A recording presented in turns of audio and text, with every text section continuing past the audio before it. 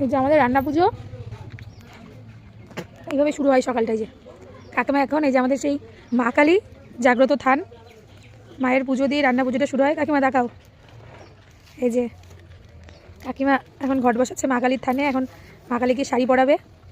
এটা কি? ও, এই যে সব সকালবেলা উনুন খুঁড়ে রেখে গেছে। এই যে সব উনুন খোঁড়া, সব ভোরবেলায় 3টে-4টের দিকে সব উনুন খুঁড়ে রাখে। আমি আগের ভিডিওতেও দেখিয়েছি। এই যে এখনও তাই। এটা হচ্ছে আমাদের কালীতলা। ওই যে কাকিমা তুমি বলছিলে দেখবা, এই যে কালীতলা। করা গেলেও করবো না, এটা অ্যাকচুয়ালি মা মনসার গাছ না, কিন্তু এটা তো আগরাই ঠাকুমা দেখেছি পুজো দিয়ে এসছে। মানে মা মনসার গাছ বলে না, এটা কিন্তু মা মনসার গাছ না।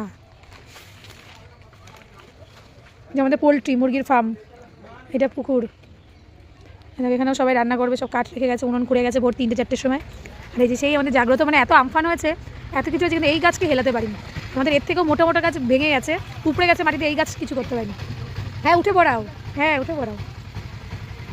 এই যে কাকিমা এখন মাকে নতুন শাড়ি পরাচ্ছে। এই যে